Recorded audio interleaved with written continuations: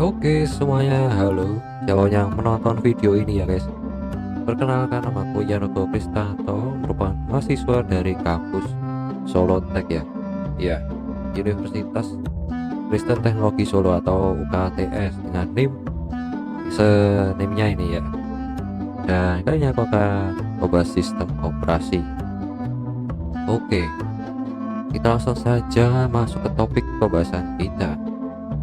Pengertian dari sistem operasi. Nah, sistem operasi itu adalah perangkat lunak yang fungsinya menghubungkan perangkat keras dan juga perangkat lunak dan dapat dijalankan oleh pengguna. Jadi sistem operasi ini adalah perangkat yang penting ya, atau software yang sangat penting dalam pengoperasian komputer. Dan fungsi utamanya adalah mengatur, mengelola dan mengkoordinasikan semua aktivitas dan sumber daya yang ada di dalam komputer tersebut.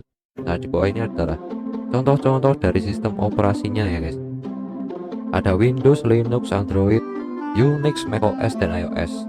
Apa saja sih keunggulan dan kekurangan mereka? Kita langsung saja gas. Oh ya, sebelum itu kita cari tahu apa fungsi dari sistem operasi. Yang pertama, menghubung antar perangkat keras dan perangkat lunak. Dan yang kedua adalah sebagai manajer file.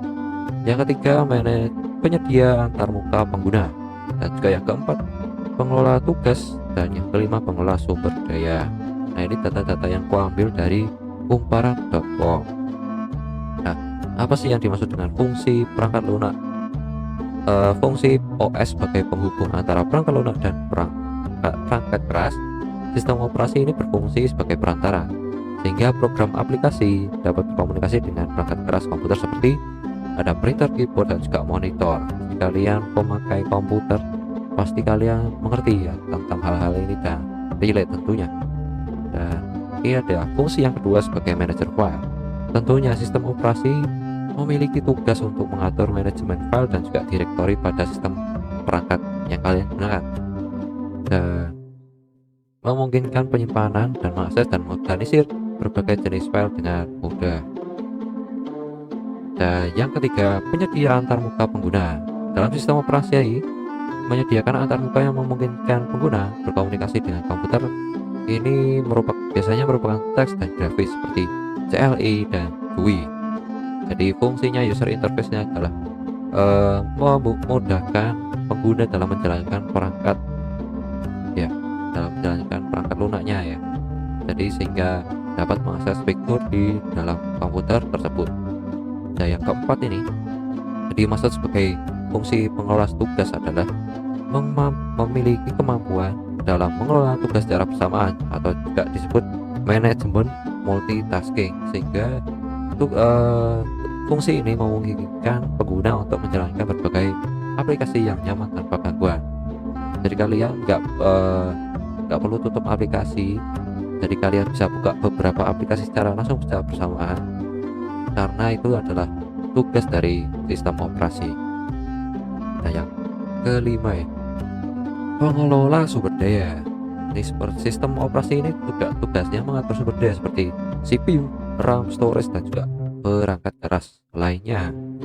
Jadi sehingga tujuannya apa sih? Sehingga pengelolaannya lebih efisien.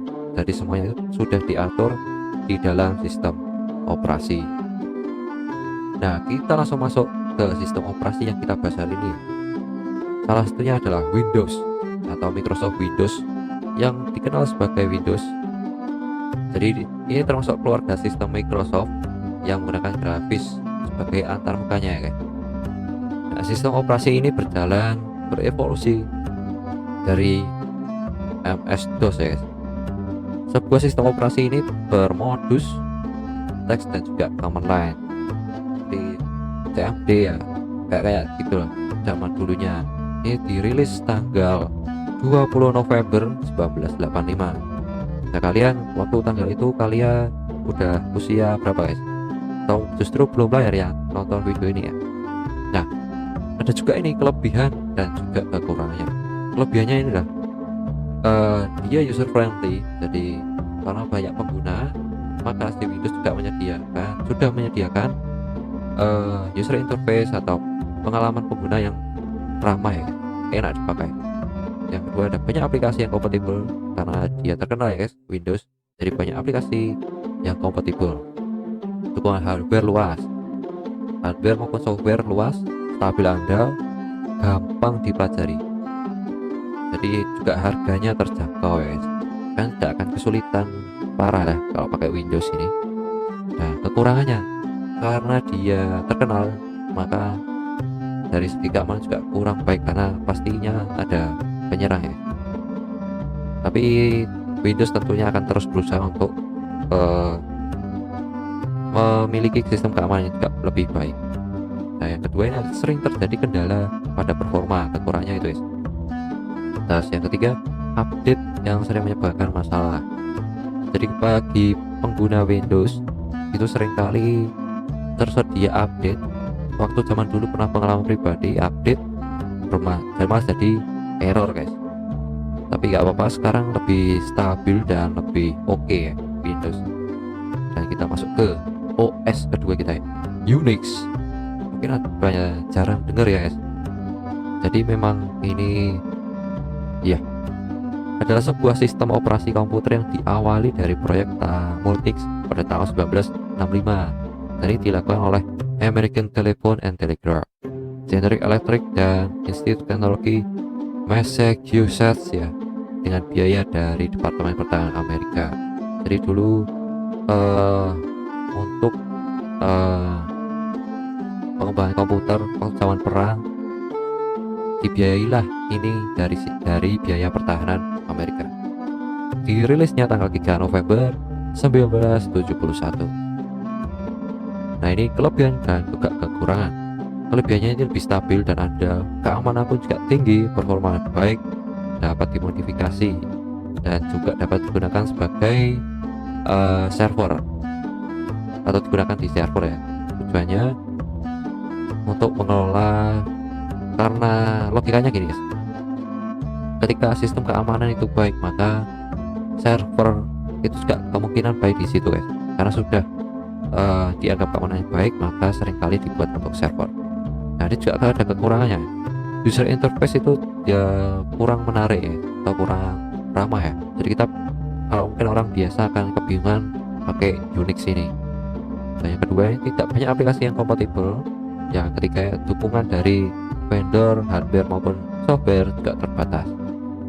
Nah, ini cukup terkenal ya. Linux adalah keluarga sistem operasi yang mirip Unix, bebas dan sumber terbuka. Jadi kernel sistem yang operasi yang pertama kali dikembangkan oleh Linus Torvalds pada 1991 dan kemudian dirilis di bawah lisensi publik umum yaitu GNU versi 2. Jadi seperti ini ya logonya, penguin guys. Dan dirilis pada tanggal 25 Agustus 1991. Nah, ini kelebihan dan juga kurang. Ya, kelebihannya gratis, stabil, keamanan baik, performa baik, dapat dimodifikasi dan juga dapat digunakan sebagai server. Nah, kekurangannya ini mirip-mirip dengan Unix tadi ya, tidak friendly atau kurang friendly, tidak banyak aplikasi yang kompatibel, dan juga dukungan dari vendor hardware dan software terbatas. Kita lanjut ke OS berikutnya, yang keempat ya, Mac OS. Mungkin kalian para pengguna iPhone, ya iPhone gak sih ya? Ya. Jadi ini sebelumnya disebut sebagai OS X, dulunya namanya OS X. Jadi ada sistem operasi grafis yang dikembangkan dan disesuaikan oleh Apple Inc. Ya, mungkin kalau kalian pengguna MacBook, OS-nya adalah Mac OS ya. Jadi sistem operasi ini disediakan oleh Apple untuk komputer Macintosh ya.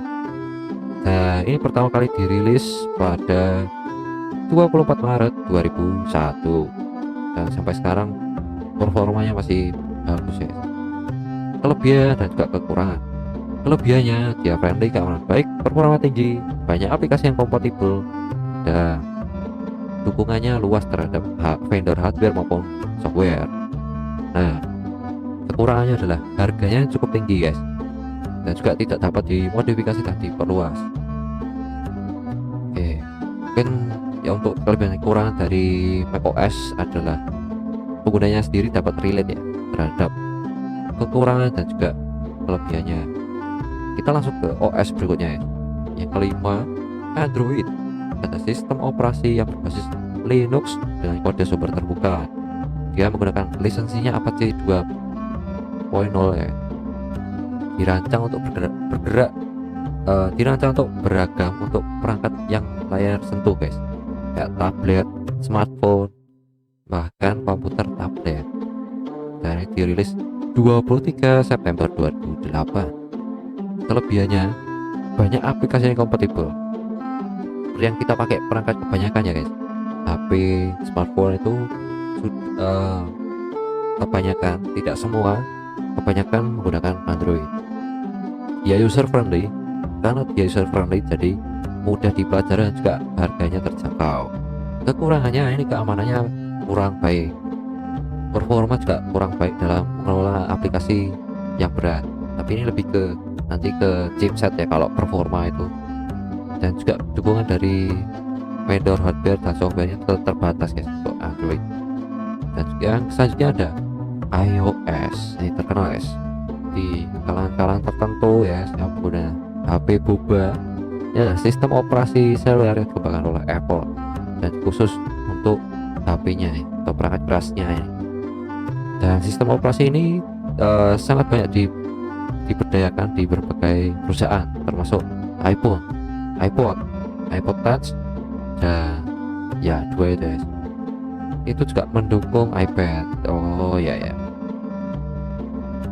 Oke, dan tanggal rilisnya ini 29 Juni 2007 ya. Ini mulai agak muda ya iOS, tapi terkenalnya luar biasa. Nah ini ada kelebihan kekurangan mirip-mirip dengan macOS guys. User friendly, keamanan tinggi, performa baik, dukungan dari vendor luas. Ya, kurangnya harga mahal, tidak dapat dimodifikasi, dan juga tidak dapat aplikasi yang kompatibel. Kelebihan juga ada lagi guys, iOS bergengsi ya. Yang pakai tahu ya. Dan ini aku tunjukkan timeline dari rilisnya setiap OS. Jadi dulu dimulai dari Unix OS-nya, terus muncul lagi Windows, ada Linux, baru macOS, iOS, dan yang termuda itu Android. Nah, jadi sistem operasi ini populer guys di dunia. Namun Android ini cenderung sistem operasi yang lebih populer dan juga baik di pasar global maupun di Indonesia. Jadi mungkin mau juga kalau misalkan ada OS yang tidak tercantum ya waktu-waktu ini. Jadi aku hanya menyebutkan 6 saja coy. Oke, kesimpulannya dari sebuah OS adalah sebagai berikut. OS adalah perangkat lunak yang fungsinya mengatur, mengelola, dan mengkoordinasi semua aktivitas sumber daya komputer. Fungsi utama dari OS memastikan bahwa komputer dapat berfungsi dengan baik. Dan juga OS atau sistem operasi dapat dibagi menjadi berbagai jenis berdasarkan cara kerja, jenis perangkat keras yang didukungnya, kepemilikannya, dan tujuan penggunanya. Jadi OS itu lebih ditujukan ke orang-orang yang memiliki kebutuhan tertentu, tergantung dari tujuannya. Nah ini masing-masing jenis OS memiliki keunggulan dan kelemahannya masing-masing. Dan pemilihan sistem operasi yang tepat tergantung pada kebutuhan dan preferensi penggunanya. Jadi ya itulah guys seputar tentang sistem operasi. Jadi iya, mohon maaf kalau ada tulisannya ketutup di sebelah sini ya. Dan ya itulah sistem operasi. Ya. Jadi ya, terima kasih semuanya yang sudah nonton penjelasanku dari awal sampai akhir, dan semoga bermanfaat, semoga berguna ya. Dan ya, kalian kalau mau tahu-tahu info seputar ini, kalian juga bisa